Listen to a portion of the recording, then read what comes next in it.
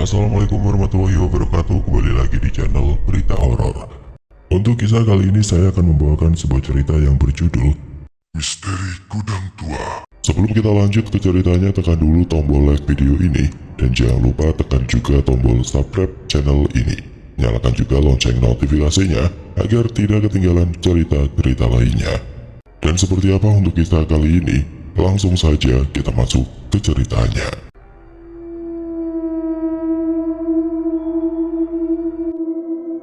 Di ujung jalan Tanah Becek, berdiri satu komplek gudang tua milik salah satu perusahaan mebel di kota itu.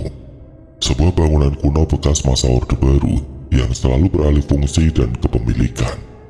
Dari perusahaan logistik, gudang tekstil hingga sekarang digunakan untuk gudang mebel. 7 bangunan berdiri di tepi sungai besar, sebagian temboknya berlumut. Bahkan beberapa atapnya tampak rusak. Belum lagi tanaman liar di dekat gudang nomor 5-7 menjadikan tempat itu begitu enggan untuk disinggahi. Pagi itu sedikit berbeda. Udara dingin tidak menyurutkan niat Sarman untuk datang lebih pagi ke tempat kerjanya. Sarman sendiri merupakan satpam di gudang tersebut.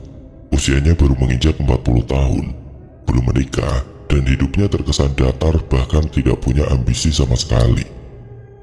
Tiap pagi ia harus bangun jam 4 pagi, mengendari motor butut dari rumah kontrakannya di desa sebelah agar bisa sampai di tempat kerja sebelum matahari menyingsing. Tepat pukul 5:10 Sarman sudah sampai di depan pintu gerbang gudang. Ia sedikit heran saat mendapati pintu gudang terkunci rapat. Wah, brengsek, pulang ini pasti si Parjo, umpat Sarman. Sarman sendiri tidak heran dengan tabiat Parjo. Laki-laki itu selalu enggan untuk bekerja di shift malam. Entah alasannya anak sakit lah, istri merajuk, atau ronda di desanya. "Jo!" teriak Sarman lebih kencang, memposisikan kepalanya di lubangan pintu besi itu. Namun tidak ada sahutan sama sekali, membuat Sarman semakin yakin kalau orang itu sudah pulang sebelum waktunya. "Lah, yowis," ucap Sarman menghela nafas panjang sambil mencari kunci cadangan di kantong celananya. Krak! Suara gerbang besi itu menggema dalam kemenangan subuh saat Sarman menarik pintu ke arah samping. Bergegas ia mendorong motornya masuk, melewati halaman berpasir yang sebagian tergenang sisa air hujan semalam.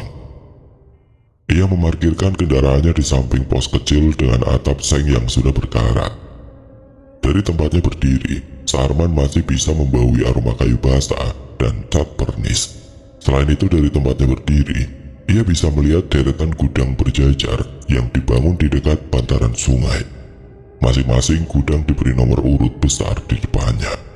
Dari nomor 1 yang banyak aktivitas di siang hari, sampai nomor 7 yang paling ujung dan tidak pernah terpakai, entah sejak kapan. Bergegas Sarman masuk ke dalam pos. Rutinitasnya selalu sama, menaruh jaket kumal di gantungan baju, lalu membuat secangkir kopi untuk menemaninya memeriksa laporan jaga harian. Namun pagi itu terasa ada yang sedikit aneh. Ia menyadari masih ada secangkir kopi utuh dan buku laporan jaga yang terbuka. Tanpa ada perasaan apapun, Sarman mendekat, menyentuh gelas kopi yang isinya belum terseduh. Alisnya berkerut. Kalau kopi ini masih hangat, ada kemungkinan Parjo pulang belum terlalu lama. Lalu Sarman mencoba melihat laporan jaga. Parjo pasti menuliskan jam terakhir memeriksa gudang dan not kecil yang memberitahu kalau dirinya pulang cepat. Namun yang lebih aneh lagi, Parjo hanya menuliskan laporan jaga sampai di jam 2:10 pagi. Ada suara aneh di gudang nomor 7. Sarman mendengus. Parjo, badan aja besar, nulis laporan kok nggak selesai, otaknya mini. Kata Sarman langsung menutup buku tebal itu dan segera membuat secangkir kopi untuknya. Namun sebagian itu, pikirannya terus terngiang dengan tulisan Parjo tentang gudang nomor 7. Aneh memang, semenjak ia bekerja di tempat ini, Sarman tidak pernah sekalipun masuk ke gudang nomor 7. Bahkan saat ia berjaga seorang diri, tidak pernah ada hal ganjil yang muncul di gudang itu. Lalu Sarman mengamati gudang nomor 7 dari arah pos jaga. Terbesit keinginan untuk mengecek ke dalam gudang tersebut. Namun, belum sempat ia mengambil kunci di kotak penyimpanan, dari ekor matanya ia melihat seseorang berdiri di depan pintu gudang tersebut. Lah, Parjo, ucap Sarman keheranan. Lalu dilihatnya Parjo berjalan, membuka pintu, masuk gudang dan menutupnya kembali. Lah, mau ngapain anak itu? Kata Sarmin penasaran. Segera ia berjalan menuju ke arah gudang nomor 7, meskipun sikapnya agak aneh. Tidak biasanya Parjo berperilaku demikian. Saat sampai di depan pintu, Sarman berhenti, hatinya mencelos ketika melihat ada bekas seretan panjang di atas tanah basah. Sarman menatap bekas seretan itu sedikit lama. Jantungnya mulai berdebar saat menyadari ada bekas lain. Sesuatu berwarna gelap seperti cairan oli atau darah. Jo, panggil Sarman. Tidak ada sautan sama sekali. Kali ini Sarman tidak langsung membuka pintu itu. Ada kekhawatiran yang dirasa janggal dalam benaknya. Lalu ia memberanikan diri sedikit mendorong pintu gudang yang terlihat hanya kegelapan. Padahal sinar mentari sudah mulai tampak menyinari dari ufuk timur. Sarman segera mengambil senter kecil yang selalu ia bawa di ikat pinggangnya. Lalu membuka pintu gudang lebih lebar.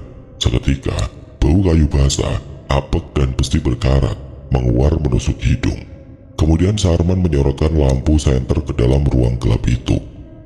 Deretan mebel setengah jadi tersusun rapi. Di ujung satunya, terlihat tumpukan kayu tidak terpakai dan drum-drum bekas berkarat. Jo, panggil Sarman. Suaranya menggema, namun tidak ada sautan sama sekali. Sarman mulai menyadari ada yang tidak beres. Padahal ia yakin melihat Parjo masuk ke gudang ini.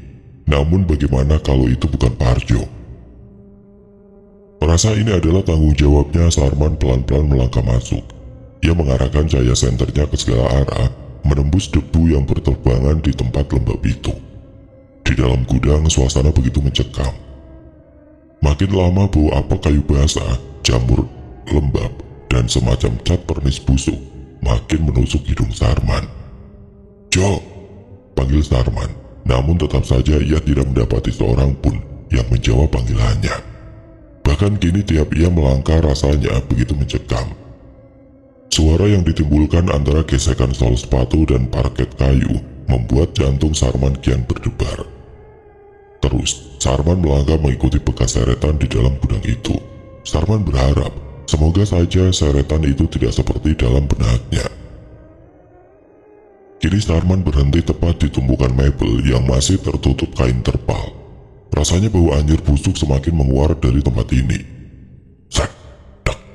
Sontak Sarman mengarahkan senter ke arah samping kanan.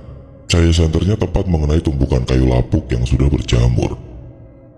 Jo, gak usah main-main, aku pukul kepalamu, ucap Sarman tidak mengalihkan pandangannya.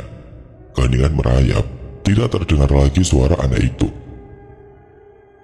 Apa tikus? Bisik Sarman, mulai ketakutan. Namun ia yakin suara itu lebih mirip seperti langkah kaki yang diseret. Namun ia menggelengkan kepala, tugasnya sebagai keamanan harus memastikan. Selangkah demi selangkah Sarman berjalan mendekat ke arah tumpukan kayu dan drum. Hingga saat ia sampai sengaja menendang drum dengan keras. Brak! Tumpukan kayu yang ada di sebelah drum roboh. Spontan Sarman mundur beberapa langkah. Namun kini matanya menangkap sesuatu yang tidak lazim. Sebuah karung goni yang terlihat lembab. Diambilnya sebatang kayu lalu ia tusukkan ke karung goni itu. Lembek, bertekstur. Brak! Tanpa diduga Sarman menyenggol tumpukan kayu di bawahnya. Seketika karung goni itu menggelinding dan terbuka. Satu buah benda menggelinding pelan, tepat mengenai kakinya. Astagfirullah, teriak Sarman saat melihat satu kepala manektin menggelinding mengenai kakinya. Wasuk, teriak Sarman sambil menendang benda itu dengan keras. Sek. Kali ini Sarman menolehkan kepalanya ke arah lorong yang menuju sisi gudang lainnya. Kewaspadaannya kembali meningkat. Ia tadi tidak salah dengar ada suara langkah kaki atau benda berat dari arah sana. Kembali Sarman mengarahkan senternya ke arah lorong. Sedetik ia ingin pergi dari tempat itu. Namun nalurinya sebagai satpam keamanan membuatnya harus bertanggung jawab. Terus Sarman berjalan mengikuti lorong gelap dan lembab itu hingga ia menemukan satu pintu yang tertutup, toilet. Sempat Sarman ragu untuk masuk ke dalam situ, namun kali ini ia mengambil pentungan yang terselip di ikat pinggangnya. Dengan posisi pentungan terangkat, Sarman mengambil posisi kuda-kuda. Nah, dalam sekali tendangan pintu itu terbuka lebar. Sekelebat Sarman melihat ada sesuatu yang berdiri sebelum pintu itu tertutup kembali. "Jo, jangan macam-macam kamu," panggil Sarman. Namun tidak ada sautan, hanya ada keheningan yang menekan gendang telinga. Hingga akhirnya Sarman kembali membuka pintu itu. Dan saat ia menyorotkan cahaya senter tepat ke arah ujung ruangan, dilihatnya satu sosok tergantung tepat di depannya. Namun yang jauh lebih mengerikan, tubuh itu tanpa kepala.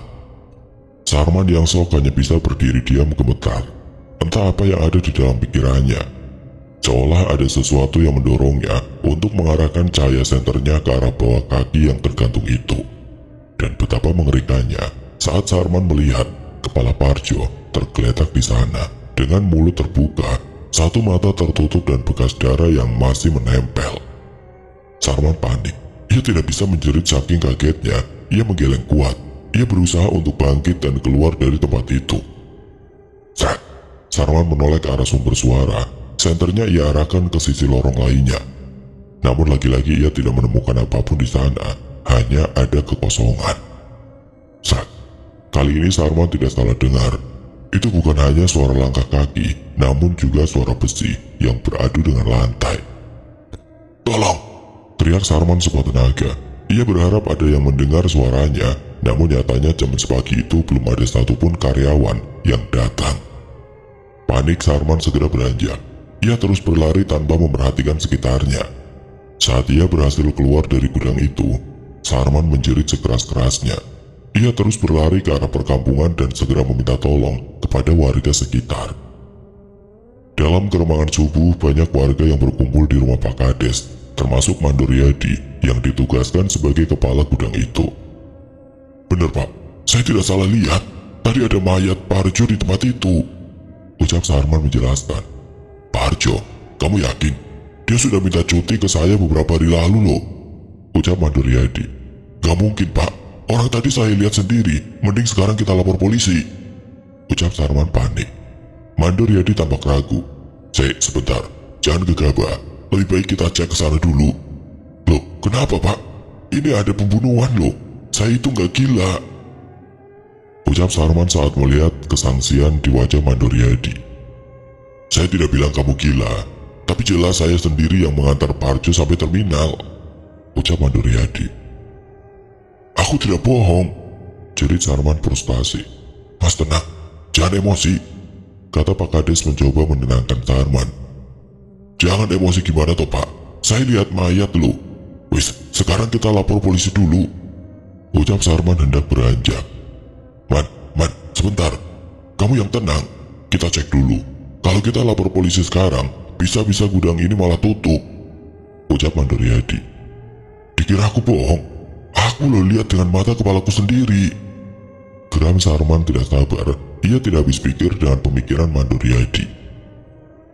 "Man, aku percaya. Tapi kita cek dulu. Soalnya aku yang mengantar Parjo pulang kampung," kata Mandor Yadi lelah. "Wes, gini saja. Sekarang kita ke gudang. Kita pastikan kalau benar ada pembunuhan, segera kita laporkan," ucap Pak Kades.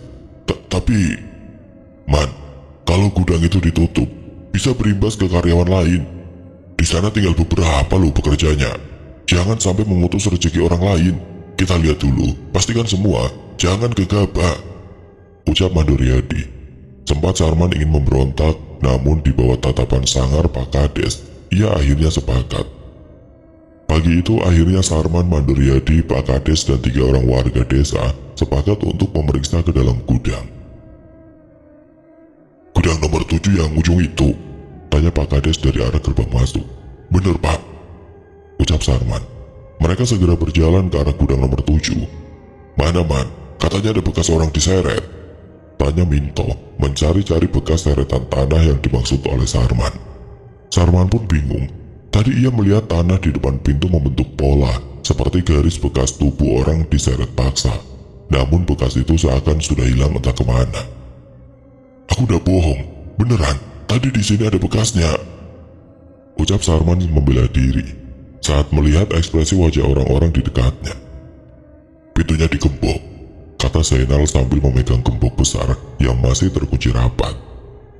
Loh, siapa yang kunci? Tanya Sarman, tambah bingung. Ia ingat betul sewaktu keluar dari gudang ini, ia tidak mengunci apapun. Lah ini dikunci, apa ada orang lain? Tanya Minto mulai sangsi dengan Sarman. Sudah, pakai kunci cadangan, kebetulan saya bawa. Ucap Mandoriadi. Sarman menatap Yadi dengan pandangan aneh. Ia tidak pernah tahu orang ini membawa kunci cadangan gudang nomor 7. Saat pintu dibuka, seketika bau apek lembab langsung menusuk hidung. Di mana, Man? Tanya Pak Kades, mengerutkan hidung, matanya menyisir segala arah di dalam gudang itu. Ini gudang kok baunya busuk begini, Mas? Jangan-jangan beneran buat nyimpen mayat, yo?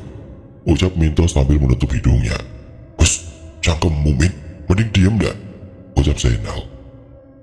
Di sini memang tempat untuk barang reject, Mas. Semua barang sisa tidak terpakai atau cacat ditaruh di sini karena ada atap bocor jadi lembab dan bikin kayu membusuk.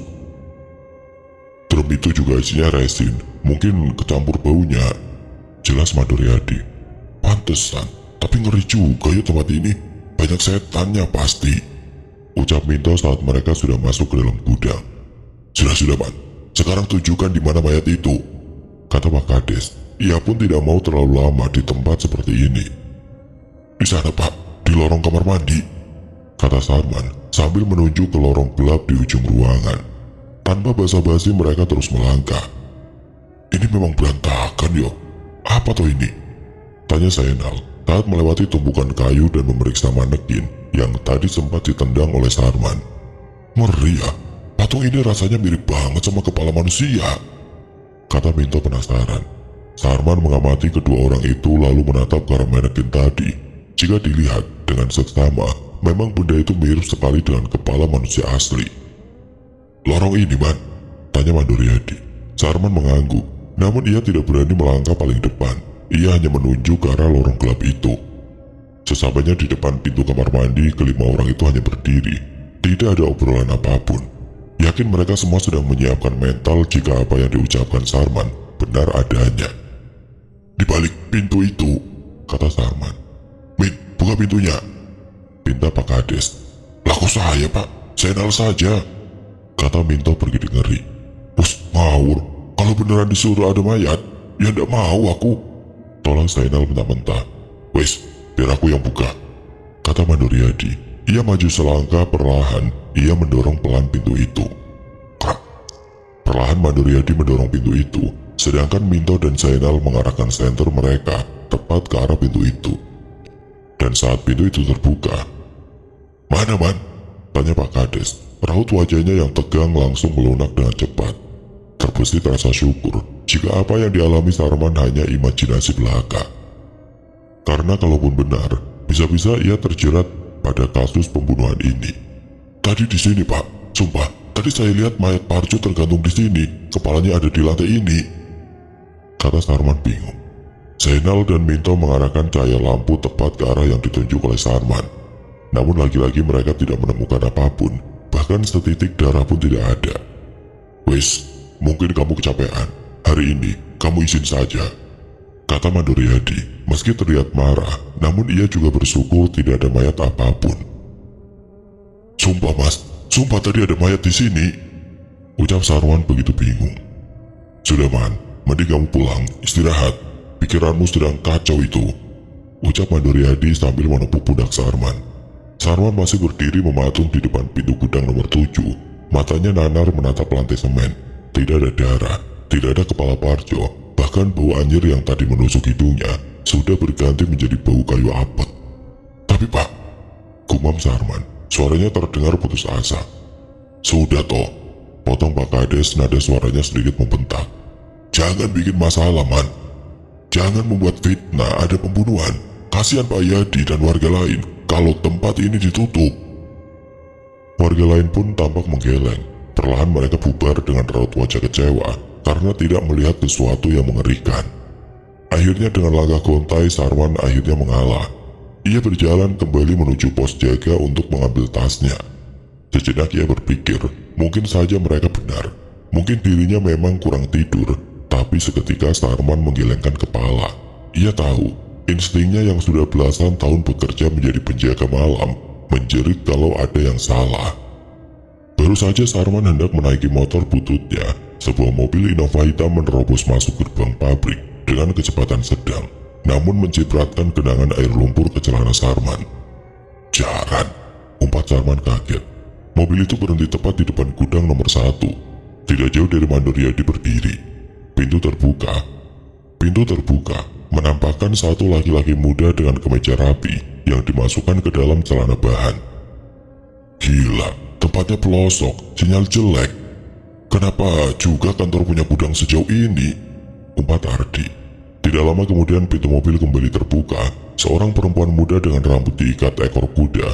Berbeda dengan Ardi, Rara tidak sibuk mengeluh. Mata perempuan itu tampak serius, mengamati sekitar. Saat tatapan Rara tertuju pada gudang-gudang tua di bantaran sungai, keningnya berkerut. Entah apa yang terjadi, namun ia merasakan ada sesuatu yang tidak menyenangkan. Sedang Mandor Yadi yang melihat kedatangan mobil itu tampak kaget bukan main. Wajahnya yang tadi garang berubah panik. "Selamat pagi, maaf ada keperluan apa ya?" tanya Mandor Yadi dengan nada gugup yang tidak bisa disembunyikan. Ardi menatap Yadi dari ujung kaki sampai kepala. "Saya Ardi, staf operasional dari kantor pusat, dan ini Rara, tim audit internal. Kami ditugaskan untuk melakukan pengecekan di tempat ini. Ini surat tugasnya." "Audit? Kok mendadak, Pak? Biasanya ada surat pemberitahuan seminggu sebelumnya," ucap Mandor Yadi gagap. "Kalau dikasih tahu duluan, bukan sidak namanya, Pak. Data dari pusat ada beberapa masalah di tempat ini, termasuk infrastruktur yang tidak layak.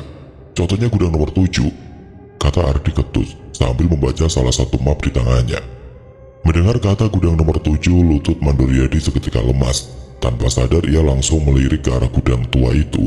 Beruntung Pak Kades dan beberapa orang sudah menyingkir. "Waduh Pak Ardi, Ibu Rara, mohon maaf sekali. Gudang nomor 7 saat ini kondisinya terlalu berbahaya untuk dicek. Atapnya hampir roboh, kayu lapuk semua, sedang kunci di bawah Parjo yang sedang cuti pulang kampung," kata Mandor Yadi mencari alasan. Sarman yang masih di atas motornya mendengar percakapan itu dengan jelas. Ia ingat betul, bukannya tadi kunci gudang di bawah bando tua itu. Rara yang dari tadi diam tiba-tiba maju selangkah, raut wajahnya tampak serius. "Pak Yadi kan?" Yadi mengangguk takut-takut. Sorot mata Rara membuatnya tidak bisa berkutik. "Saya dari tadi mencium bau kemenyan dan bunga kantil dari arah sana. Bapak yakin kan itu gudang kayu?" Sesaat tidak ada jawaban. Tampak Yadi melihat ke arah gudang lalu kembali ke arah Rara. "Ah, Bu Rara ini ada-ada saja. Mungkin itu bau dari desa. Sedang ada hajatan. Mari kita ke kantor dulu. Biar saya buatkan teh. Masalah gudang biar nanti anak buah saya yang benerin dulu," kata Yadi mengelak. "Nggak usah, kita ke sana sekarang. Saya tidak mau buang-buang waktu. Mana kuncinya?" kata Ardi sebal. Ia tahu orang seperti Yadi ini pasti pintar menjilat. "Tapi kuncinya beneran gak ada." "Pak, tadi kan Bapak yang nutup gudang. Itu kuncinya masih di saku," kata Sarman yang entah memiliki keberanian dari mana. Mandor Yadi menoleh ke arah Sarman yang masih berjalan mendekat dengan mata melotot, seakan ingin menerkam pria itu hidup-hidup. "Man, kamu pulang saja. Jangan ikut campur urusan kantor," desis Yadi jengkel. Ardi menoleh ke arah Sarman, lalu bibirnya menyeringai mengejek. "Nah, Bapak ini siapa? Satpam?" "Bener Pak, saya Sarman. Satpam di gudang ini," jawab Sarman sopan, meski rasanya hatinya berdebar saat melihat sorot mata Yadi penuh ancaman. "Bagus, Pak Sarman, tolong antar kami ke gudang nomor 7 dan gudang-gudang lainnya. Kalau Yadi tidak mau kasih kuncinya, kita dobrak saja. Saya yang tanggung jawab," kata Ardi arogan. Sesaat ia menoleh meremehkan ke arah Yadi. "Ardi, jangan gegabah, di sana itu." "Di sana kenapa? Ada hantu?" "Hantu? Bangunannya mau roboh? Atau ada yang disembunyikan?" tanya Ardi penuh tanya. Rara hanya menghela nafas panjang. Ia merasa tidak enak dengan sikap Ardi yang arogan. Bahkan ia pun merasa ada ketakutan di wajah Mandor Yadi. Bukan sekedar takut akan korupsi, tapi sesuatu yang lain. "Ayo nak," ajak Ardi sok gagah melewati mereka. Sarman mau tidak mau mengikuti mereka. Saat melewati Mandoriadi, ia mendengar pria tua itu berbisik dengan suara rendah mengancam. Urip ora bakal suwe, man. Bulu kuduk Sarman meremang. Namun kehadiran kedua orang kota ini memberinya sedikit rasa aman.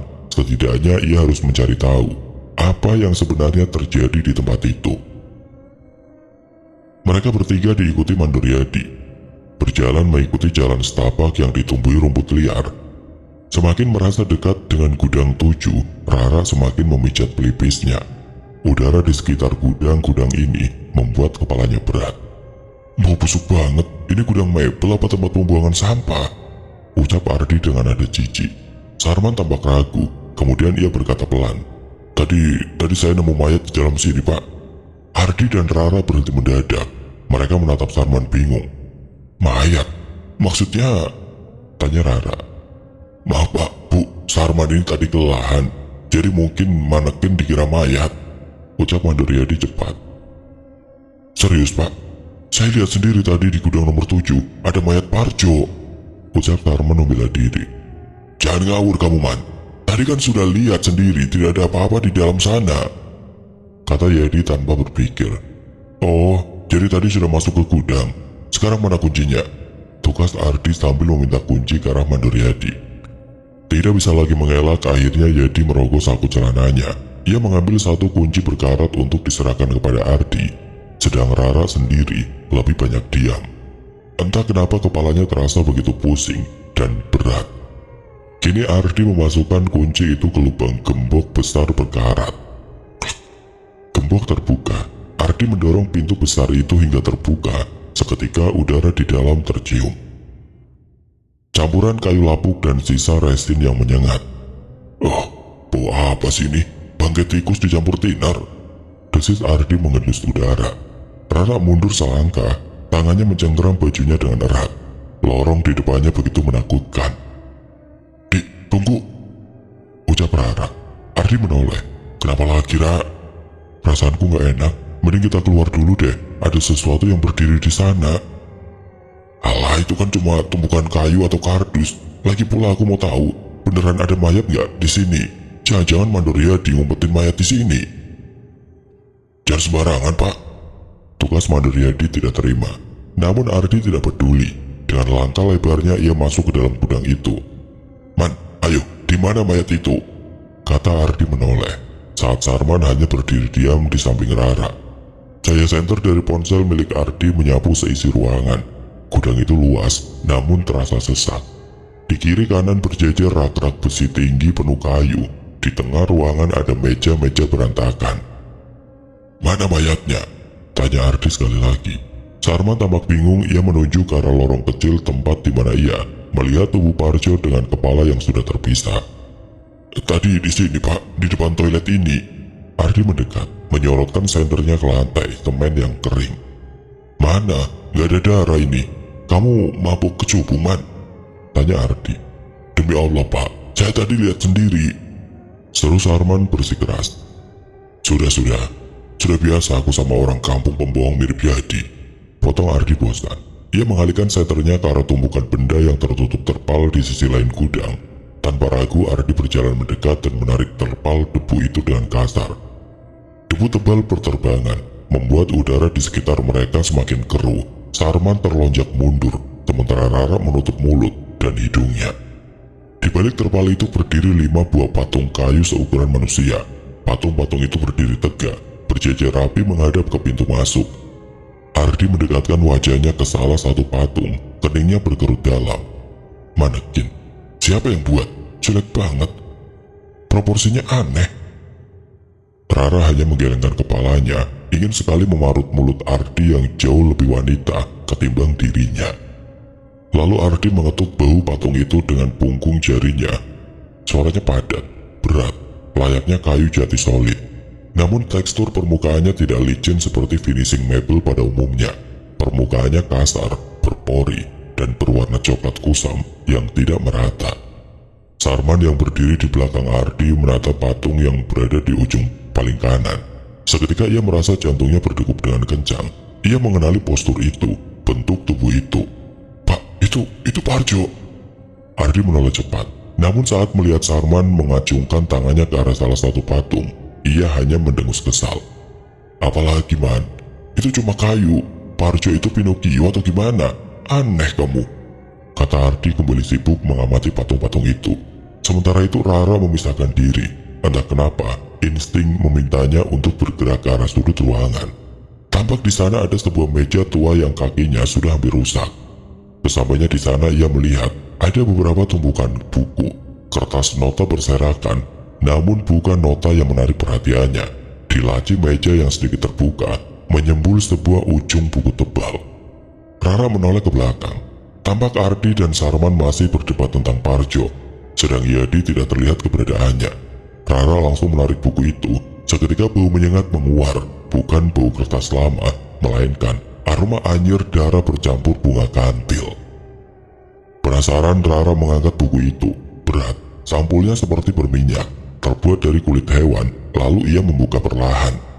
Di halaman pertama terdapat tulisan tangan dengan aksara Jawa yang rapi, namun terkesan menekan kertas. Rara membalik halaman berikutnya. Kini tulisan Latin namun isinya membuat bulu kuduknya meremang. 12 Januari, Wahyu, Klaten, kualitas A, pesanan juragan tebu. 05 Februari, Siti Wonosobo, kualitas B, reject, hamil. 14 Maret, Purnomo, desa sebelah, kualitas super, lemari hias. Nafas Rara tercekat. Ia ingat nama Purnomo, itu adalah orang kantor pusat yang hilang 1 tahun lalu. Tangan Rara dengan cepat membalik lembaran-lembaran itu sampai ke halaman terakhir yang tintanya masih terlihat segar. Jumat Kliwon Parjo, proses pengeringan, pesanan khusus, mebel penjaga. Darah Rara berdesir hebat. Ia mengangkat wajahnya, menatap punggung Ardi yang masih sibuk mengukur lingkar pinggang patung kayu itu. "Dik," panggil Rara, suaranya parau. "Bentar, Ha, ini ukurannya nggak standar. Kayaknya ini custom order deh. Tapi gila sih, detail urat tangannya dibikin mirip banget sama asli. Cuma finishingnya jorok, masih basah gini." "Ardi, dengerin aku," seru Rara lebih keras, melangkah cepat mendekati temannya. "Kita harus keluar sekarang juga." Ardi dan Sarman menoleh, wajah mereka tampak kebingungan. "Kenapa lagi? Panas, bau, tahan dikit lah. Kerjaan kita belum selesai nih, apalagi mayat siapa tadi? Parjo juga belum ketemu," ucap Ardi sok. Rara menyodorkan buku itu ke dada Ardi. "Baca, ini bukan gudang mebel. Nama-nama orang hilang ada di sini semua." Ardi melirik sekilas ke buku itu, lalu tertawa remeh. "Astaga Rara, kamu percaya buku ginian? Ini paling cuma catatan utang piutang atau buku harian mandor yang iseng. Kualitas A, kualitas B, itu udah kayu. Wahyu City, itu mungkin nama supplier kayunya." Sarman memberanikan diri mendekat. "Tapi ada nama Parjo di situ, Pak. Dan tulisannya proses pengeringan. Bapak lihat patung itu bukan kayu basah karena air." Ardi mendengus kasar, mulai kehilangan kesabaran. "Kalian berdua ini sekongkol ya, mau nakut-nakutin saya, biar auditnya gagal. Biar bobroknya mandor Yadi nggak ketahuan." Ardi berbalik badan, kembali menghadap patung yang mirip Parjo itu. Ia mengeluarkan pisau lipat kecil dari saku celananya. "Saya bakal buktiin kalau ini cuma kayu gelondongan yang dipahat. Gak usah drama. Jadi." Ardi tidak peduli. Dengan gerakan cepat ia menggoreskan ujung cutter itu ke lengan patung tersebut. Niatnya ingin melihat serat kayu di baliknya. Cat, hening. Tidak ada serbuk kayu yang jatuh. Mata Ardi membelalak. Pisau itu tidak mengelupas kulit kayu, melainkan mengiris sesuatu yang lunak. Dari bekas goresan itu perlahan merembes keluar cairan merah pekat, kental. Ardi terdiam. Otaknya berusaha mencerna logika. "Getah, ini getah merah kan?" Gumamnya ragu. Cek. Suara besi beradu dari arah pintu utama membuat mereka bertiga tersentak. Itu bukan suara pintu tertutup angin. Itu suara gembok yang dikaitkan dari luar. Sarman langsung berlari menerjang pintu besi itu. Ia menggedornya sekuat tenaga. Pak Yadi, buka, jangan dikunci." Hening, tidak ada jawaban dari luar. Hanya suara langkah kaki yang berlari menjauh di atas tanah becek, meninggalkan mereka terperangkap. Ardi panik. Ia berbalik badan, memunggungi patung-patung itu dan berteriak ke arah pintu. "Brengsek, dia ngunci kita. "Woi, buka! Saya laporin polisi kamu ya!" Di saat Ardi berteriak-teriak ke arah pintu, Rara melihatnya. Cahaya senter HP Ardi yang ditaruh di meja menyorot ke arah patung Parjo. Rara melihat kelopak mata patung yang kaku dan tertutup lapisan kayu itu berkedut pelan. Sangat pelan, lalu perlahan terbuka, menampilkan bola mata manusia yang merah dan berair, menatap lurus ke punggung Ardi. "Ardi," cicit Rara, kaki lemas, ia mundur perlahan sampai punggungnya menabrak meja. "Apalagi?" bentak Ardi sambil berbalik badan, dan saat itulah Ardi melihatnya. Luka goresan di lengan patung itu kini menganga lebar, layaknya luka sayatan pada kulit manusia. Darah segar mengucur deras, dan mata patung itu, mata itu melirik ke arah pisau lipat yang masih digenggam Ardi. Keheningan di dalam gudang itu pecah seketika, bukan teriakan manusia, melainkan suara desiran parau yang keluar dari celah bibir patung kayu itu. "Sakit!" Rara tersentak. Ardi menjerit keras, tubuhnya tersentak mundur sampai kakinya tersandung balok kayu di lantai.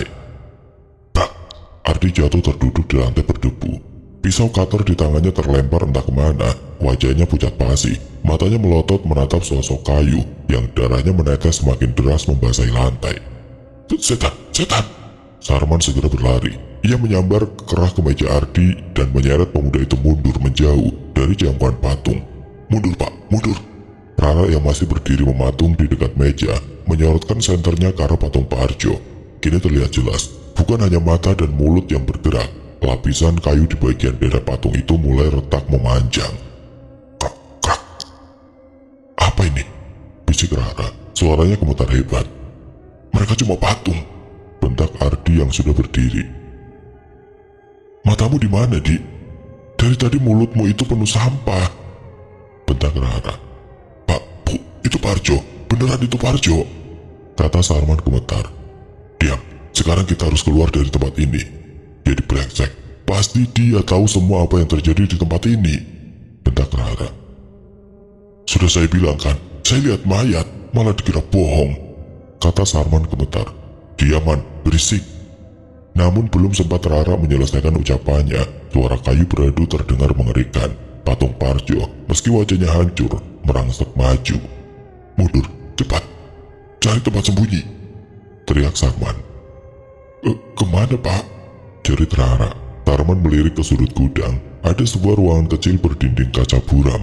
Itu kantor administrasi Mandor Yadi, satu-satunya tempat yang tertutup rapat. "Ke kantor Mandor, cepat!" Mereka bertiga berlari menerobos debu. Ardi yang paling ketakutan, lari paling depan menubruk pintu kantor itu hingga terbuka. Rara dan Sarman menyusul masuk, lalu membanting pintu dan menguncinya. Brak, dok, dok. Detik berikutnya tubuh-tubuh kayu itu mulai menabrakkan diri ke dinding kaca dan pintu. Kaca mulai retak. "Gak akan kuat, pintunya mau jebol," teriak Ardi histeris, menahan pintu dengan punggungnya. Getaran hantaman dari luar membuatnya gemetar hebat. Sarman menyapu pandangan ke sekeliling ruangan sempit itu. Isinya hanya meja kerja, kursi dan sebuah lemari jati kuno setinggi 2 meter yang berdiri kokoh menempel di dinding belakang. Lemari itu terlihat aneh, penuh ukiran bunga kantil dan selalu tertutup kain hitam yang kini tersingkap sebagian. "Ganjal pintunya, pakai lemari itu," perintah Ardi sambil berusaha menelpon seseorang. "Berat, Pak," taut Sarman. "Dorong bareng-bareng atau kita mati di sini," bentak Ardi. Rara dan Sarman berlari ke arah lemari besar itu. Ardi masih menahan pintu yang engselnya mulai lepas. "Cepetan," jerit Ardi. "1, 2, 3, dorong!" Sarman dan Rara mengerahkan seluruh tenaga mereka mendorong sisi lemari jati yang super berat itu. Lemari itu bergeser pelan, menimbulkan suara gesekan yang membuat sakit telinga. Namun saat lemari itu bergeser setengah meter dari posisi asalnya, angin dingin yang berbau anyir tiba-tiba berhembus kencang dari balik lemari. Rara terbelalak saat melihat ada lorong gelap di balik lemari itu. "Pak, ini..." Rara tercekat.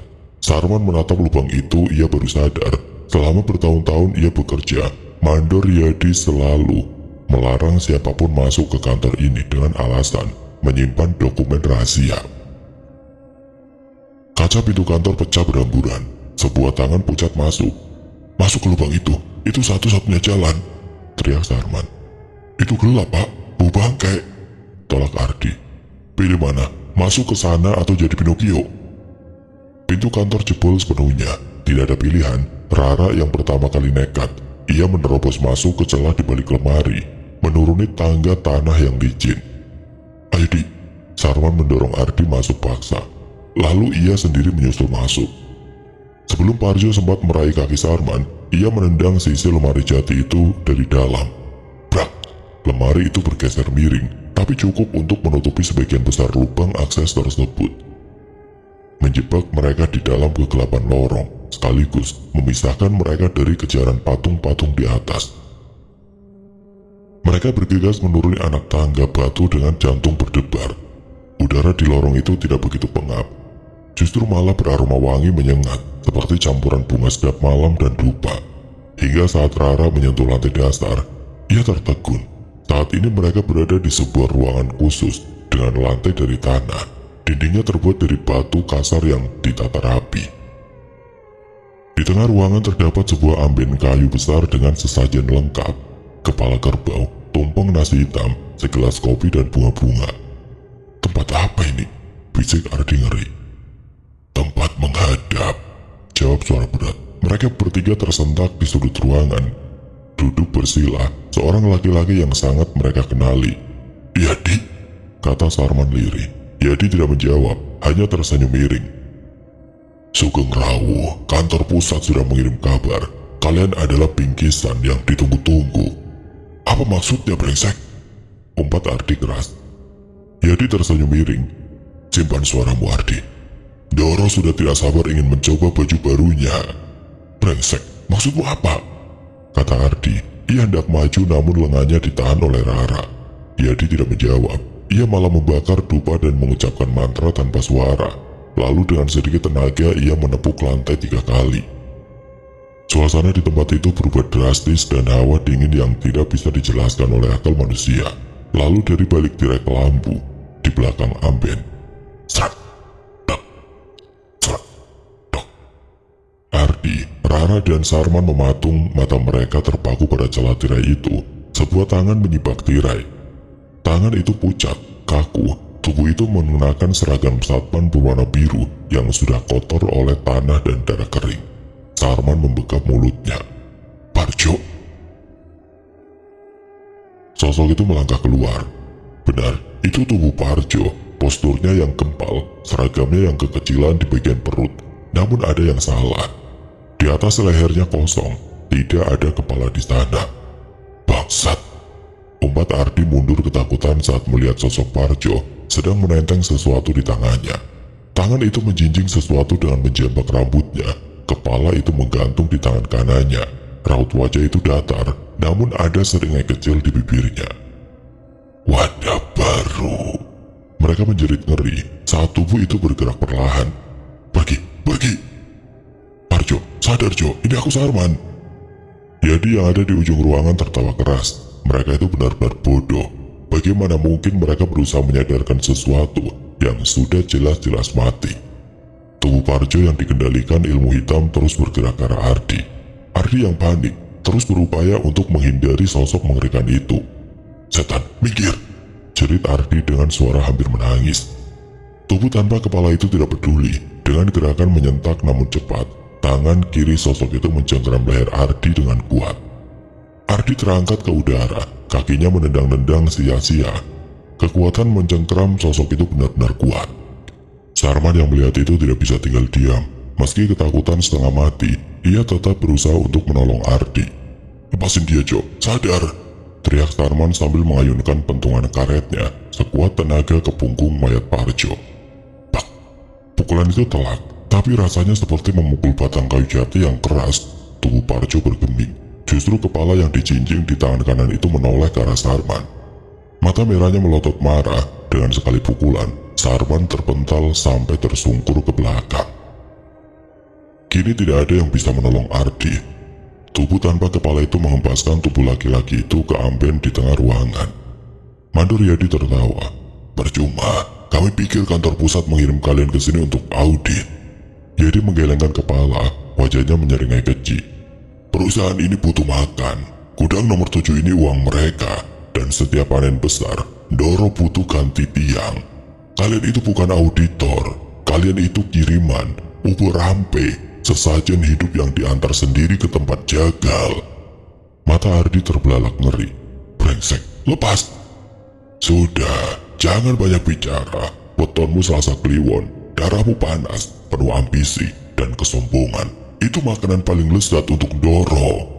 Yadi membaca satu mantra, lalu memberi isyarat kepada tubuh Parjo. Kemudian tangan kiri di demit itu menekan dada Ardi dengan kuat. Sedang tangan kanannya mengangkat potongan kepala Parjo tepat di atas wajah Ardi. Begitu menjijikan, dari mulut kepala yang menggantung itu meneteskan cairan hitam pekat, berbau anyir memuakkan. Cairan itu menetes tepat di wajah Ardi. Ardi menjerit begitu keras. Sedang Rara di ujung ruangan hanya bisa duduk meringkuk ketakutan. Kini ia bisa melihat tubuh Ardi yang meronta hebat. Saat satu persatu cairan itu mengenai kulitnya. Panas, panas, tolong! Ardi meraung. Kakinya menendang-nendang udara, membuat meja sesajen bergetar hebat. Namun cengkeraman tangan kiri makhluk tanpa kepala itu tidak goyah sedikit pun. Justru tubuh Parjo semakin menekan dada Ardi, sampai nafas laki-laki terdengar berat. Rara menangis dalam diam, matanya ditutup rapat-rapat, namun telinganya tidak bisa lepas dari suara mengerikan itu. Sementara itu Mandor Yadi di ujung ruangan juga menutup matanya. Ia terus merapalkan mantra, yang tidak bisa didengar oleh daun telinga. Perlahan teriakan Ardi berubah menjadi erangan tertahan. Sejenak Rara memberanikan diri membuka matanya. Kini ia bisa melihat dengan jelas, wajah Ardi sudah tidak bisa dikenali. Kulit kuning langsatnya menjadi kusam.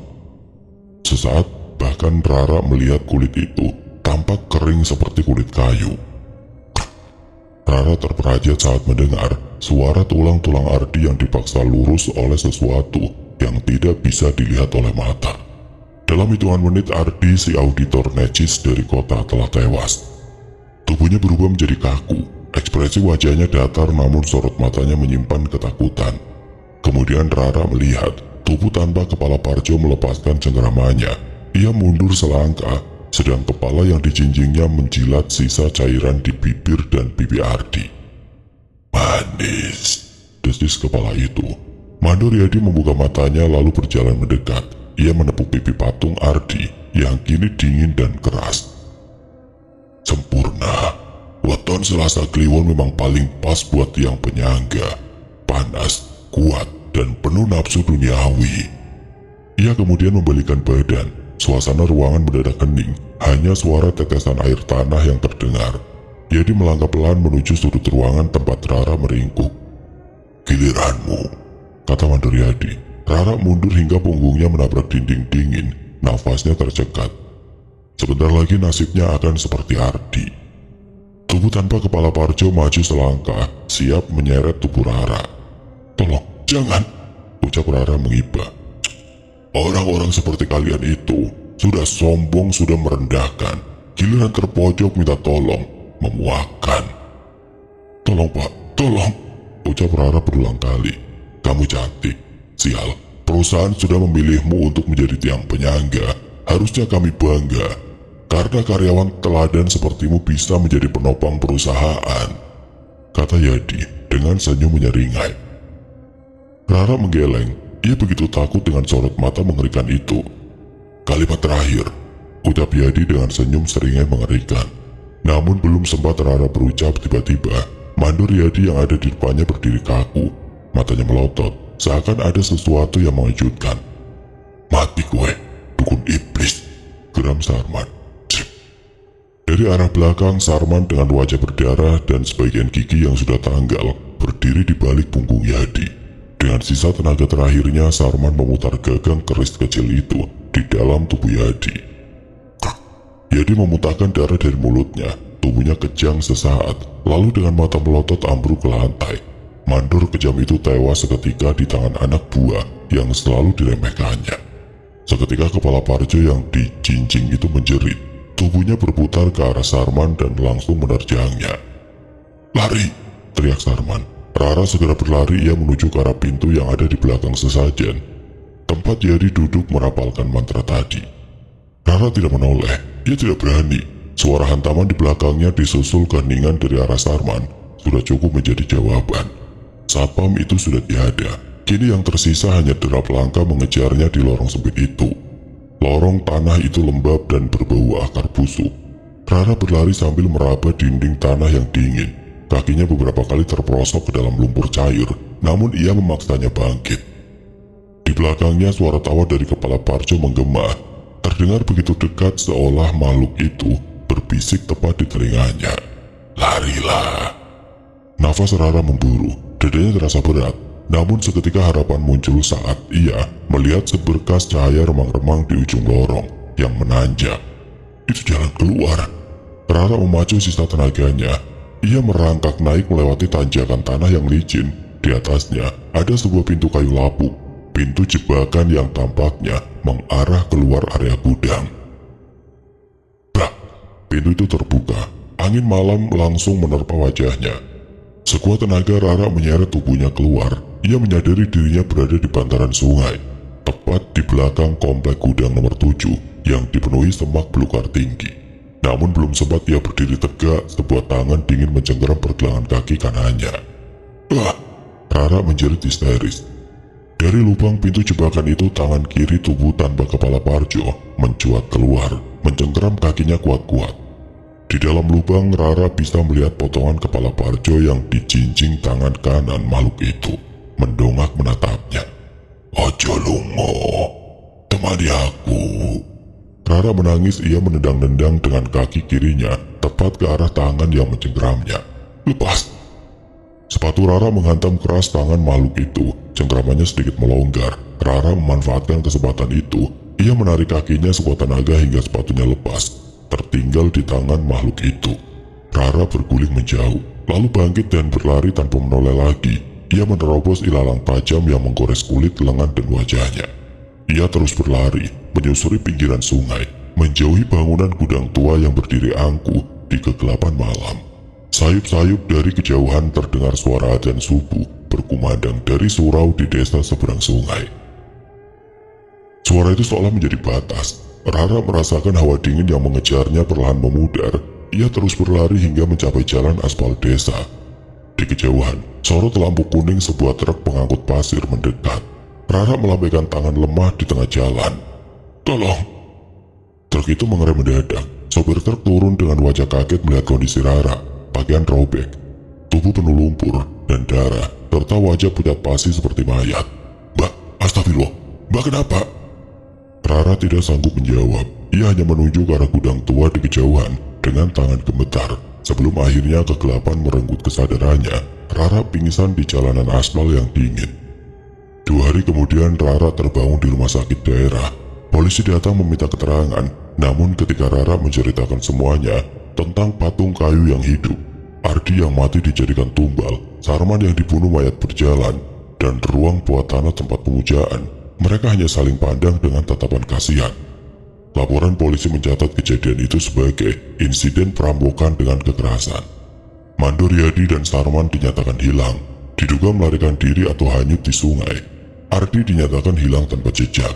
Polisi yang menyisir gudang itu memang menemukan ruang bawah tanah, tapi ruangan itu kosong. Tidak ada mayat, tidak ada sesajen, hanya ruangan kosong berlantai tegel yang berdebu. Barang-barang bukti seperti buku catatan yang ditemukan Rara lenyap terbakar bersama sebagian area gudang yang anehnya hangus di malam kejadian. Rara akhirnya mengundurkan diri dari kantor pusat.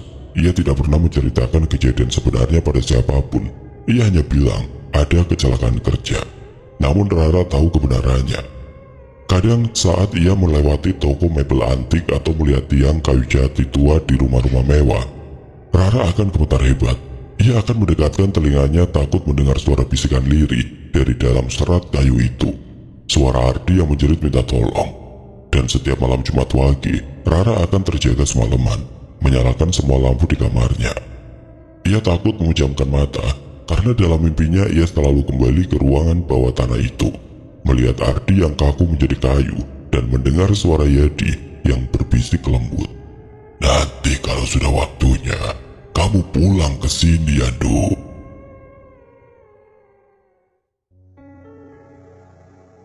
Oke teman-teman, sekian untuk kisah kali ini. Bagaimana menurut kalian tentang kisah ini? Tulis komentar kalian di kolom komentar. Dan buat teman-teman yang baru bergabung, jangan lupa untuk like, comment, share, serta subscribe channel ini. Dan nantikan kisah-kisah horor berikutnya tetap di channel Berita Horor. Wassalamualaikum warahmatullahi wabarakatuh.